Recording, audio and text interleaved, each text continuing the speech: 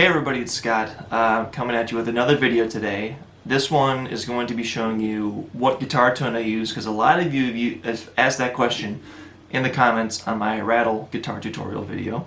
So I figured I would just make a video to answer all the questions at once and show you what I use. So I'm going to switch to my phone now and show you what I got. This might be anticlimactic or surprising, but anyway, here it is. Line 6 Pod X3 Live. That's what I use.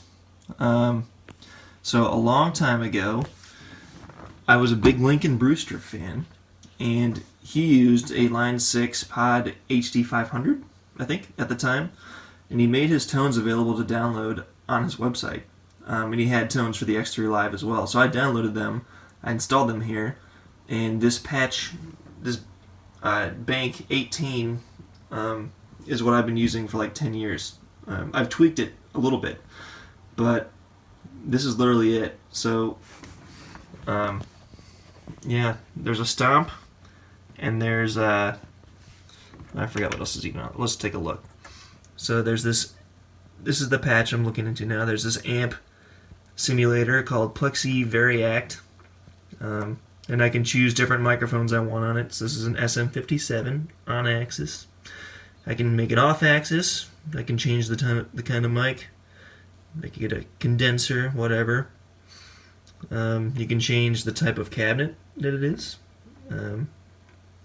So I haven't really messed with any of that. I've tweaked the amp EQ a little bit in these controls here, so I have a little more drive on it. Distortion, that's this stomp here. It's literally just a plain Jane boost and EQ. Not much special there. Modulation I don't use really. I do turn the delay on every now and then. I like the dotted eighth note delay. And then I just tap the tempo of the song and it feels good. Reverb, I have it pretty drenched in reverb right now. The mix is at 86%. I should turn that down probably, but it is what it is. And then there's just a noise gate, which I don't even use because there's not a ton of noise on this patch. I do use it on my other drive patch because it's super noisy. A little bit of compression, and then a really flat EQ, and that's it. That's the tone I used for the Never Lost video. This one, patch D, is the one I used for Rattle. So it's the same exact amp, just more drive, 70% on this one. And the EQ is a little bit different as well. There's a distortion. So on the other one, there was just a basic boost and EQ thing here. This is an actual tube drive pedal. So that's what my stomp is here.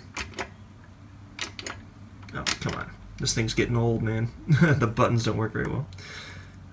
This is the tremolo I had in the video. I just turned the mod on, and this is the tremolo that I triggered for the chorus. So I did a 16th note. I tapped the tempo, which in the video I tapped it too fast, and it was a little bit off. But if you knew the tempo of the song, you could just set the tempo here. You wouldn't have to tap it. And there's a bit of a delay, which is nice when you're soloing and stuff. This is the delay I had in the one section I showed.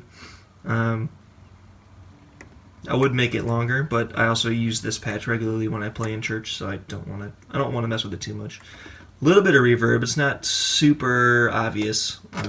47% mixed in, so it's there, but it's kind of subtle. I've got the noise gate on here. A little bit of compression, and then I did a lot of EQ at the end. So, yeah. And I actually have tweaked this tone a little bit since I did that video, but it's pretty much the same thing.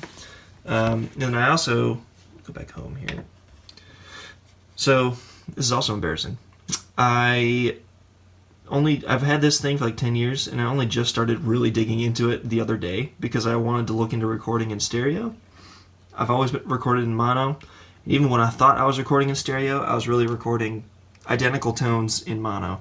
So I started looking at tone 2, and there.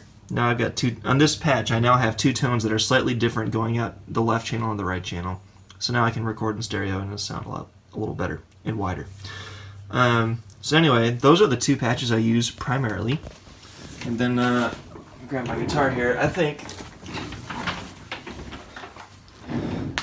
the best part of my setup is the pickups.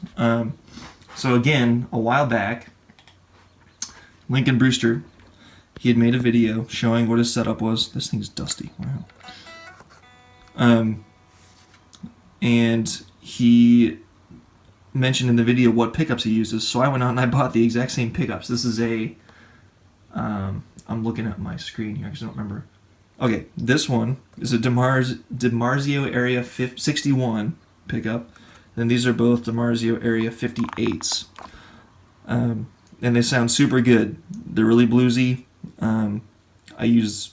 Obviously I've used them for a long time now, but I pretty much always have, when I'm on my B patch that I used on Never Lost, I pretty much always have it switched to this pickup, which is just the middle one. So, and I also went in, I opened this up and I rewired all the pickups so that this position is just, is here. This is here. The middle is just the middle.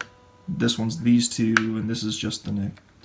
So, it wasn't that way by default, I'm pretty sure. But I went in and made sure that it was that way. So, like I said, I was a Lincoln Brewster fanatic, and I just went in and copied everything he did, and my tone's been super good ever since. This guitar is actually a really old Squier Strat. It's not even a Fender. It's like the knockoff Fender, but it plays super nice. I love the neck. It's really smooth. This is from the 80s, actually. My dad played it in high school, so it's old and it sounds great. And yeah, that's my setup. So there you go. Hope you guys enjoyed that. Hope that answered all of your questions. Leave a comment below asking more questions. I enjoy interacting this way. And if you want more tutorials, let me know. I honestly don't listen to a ton of contemporary worship music, but I will gladly teach it. If you tell me what song you want to learn, I can learn it and then teach you how it goes. So anyway, thanks for watching. I'll see you in the next video.